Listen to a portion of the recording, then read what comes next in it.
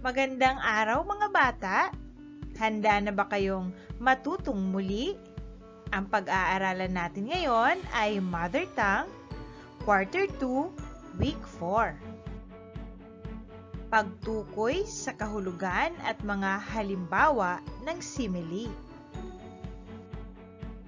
Sisimulan mo ang pag-aaral tungkol sa tayutay sa linggong ito. Ito ay ang paggamit ng mga salitang may kakaiba o malalim na kahulugan. Mayroon itong iba't ibang uri katulad ng simile, metafora, personifikasyon, hyperbole, at marami pang iba.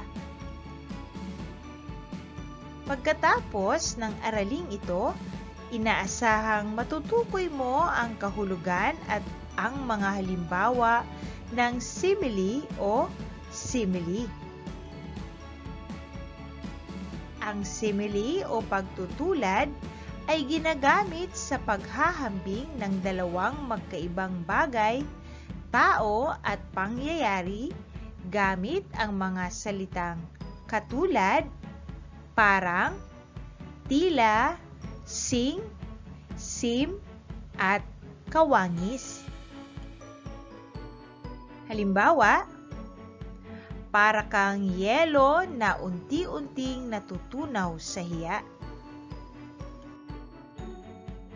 Simbagal, kasing bagal ng pagong ang takbo ng sasakyan.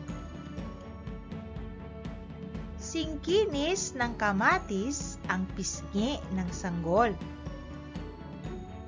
Katulad ng anghel ang mukha ng bata. At kawangis ng uling ang ulap sa itim dahil sa bagyo. Ngayon naman ay sisimulan natin ito sa gawain sa pagkatuto bilang isa. Lagyan ng check kung ang pangungusap ay gumagamit ng simile. Lagyan naman ng X kung hindi. Gawin ito sa iyong kwaderno. Sa unang bilang, sintigas ng bato ang puso ni Alan. Ito ba ay gumagamit ng simile?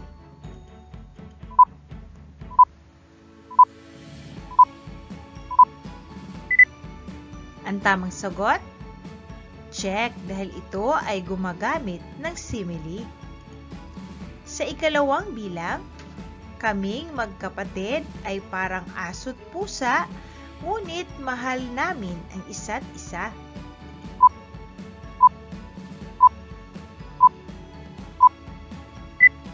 Ang tamang sagot? Ito ay check dahil ito ay gumagamit ng simile. Sa ikatlong bilang, tulad mo ang diksyonaryo sa dami ng alam na salita. Ito ba ay gumagamit ng simile?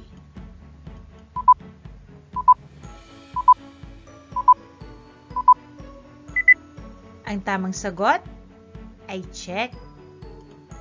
Sa ikaapat na bilang, tila balat sibuyas ang batang madaling umiyak.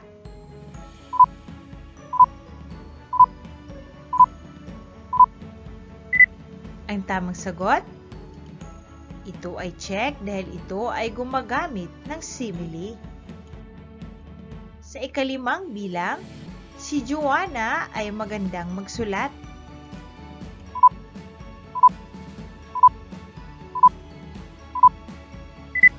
Ang tamang sagot? Ito ay X dahil hindi ito gumagamit ng simile. Gawain sa pagkatuto bilang 2. Tukuyin ang dalawang bagay o tao na pinagkukumpara o pinagtutulad sa pangungusap. Isulat ang sagot sa iyong kwaderno. Halimbawa, simpula ng rosas ang mukha ni Lisa. Ang dalawang bagay o tao na pinagkukumpara ay ang rosas at mukha ni Lisa. Sa unang bilang, tulad ng huni ng ibon ang pag-awit ni ate. Sa ikalawang bilang, parang tubig sa linaw ang salamin ni kuya. Ang gagawin natin ay tutukuyin natin ang dalawang bagay o tao na pinagkukumpara sa pangungusap.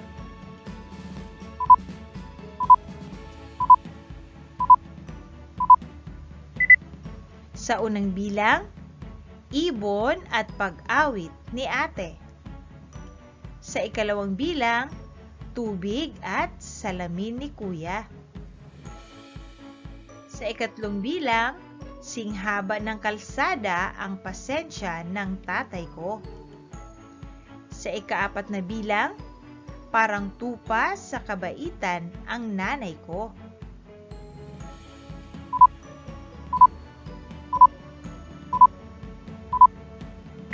Ang pinagkukumpara sa pangungusap, kalsada at pasensya ng tatay, tupa at kabaitan ng nanay.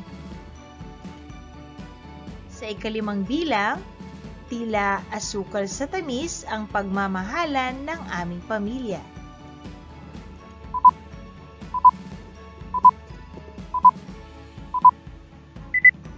Ang pinagkukumpara sa pangungusap na ito ay asukal at pagmamahalan ng pamilya. Gawain sa pagkatuto bilang 3. Isulat ang letrang S kung ang pangungusap ay may simile at H kung hindi. Isulat ang sagot sa iyong kwaderno. Sa unang bilang, ang kanyang mga mata ay tila bituing nagniningning sa langit. Ang pangungusap na ito ba ay may simile?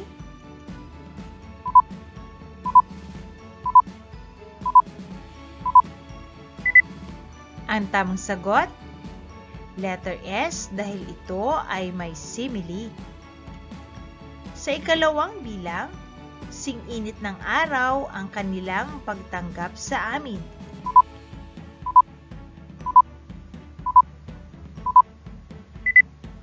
Ang tamang sagot, ito ay letter S. Sa ikatlong bilang, masayang naglalaro ang mga bata sa parke.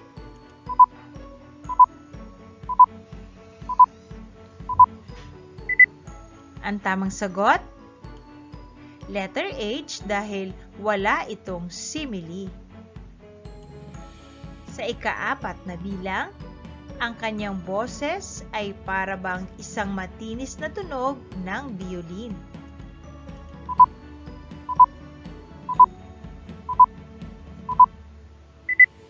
Ang tamang sagot ay letter S. Sa ikalimang bilang, sinlambot ng bulak ang puso ni Ana.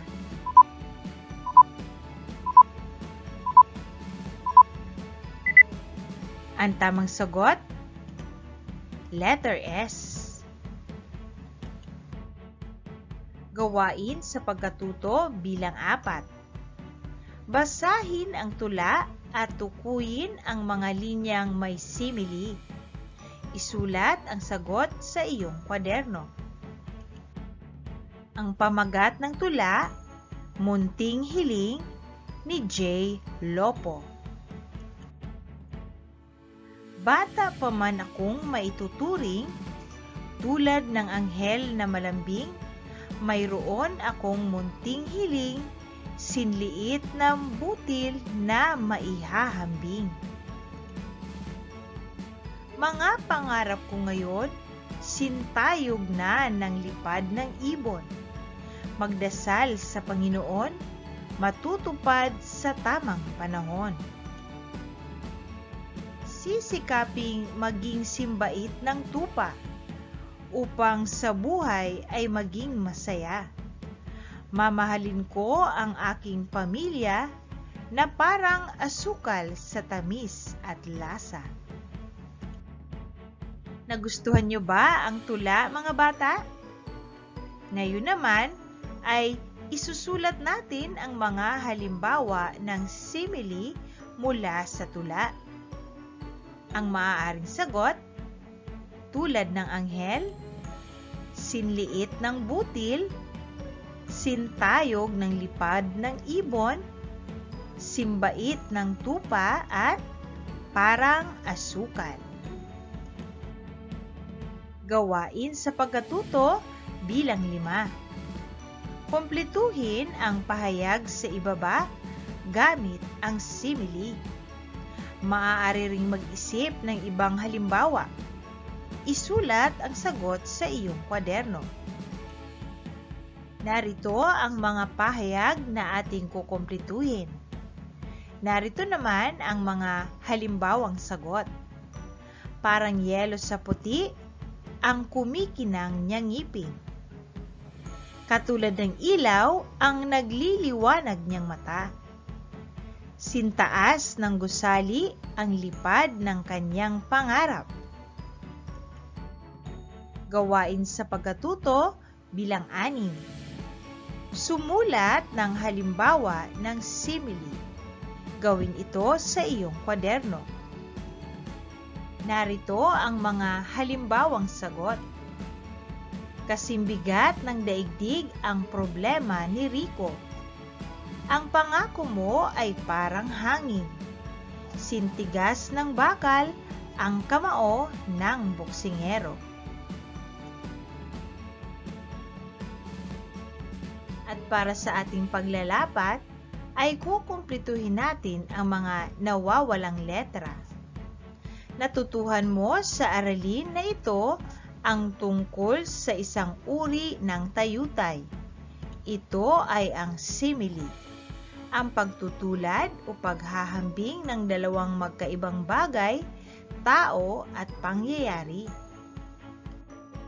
Ang mga palatandaan na may simile sa pangungusap ay ang mga salitang tulad, parang, tila, sing, sim, at kawangis. Hanggang sa muli mga bata,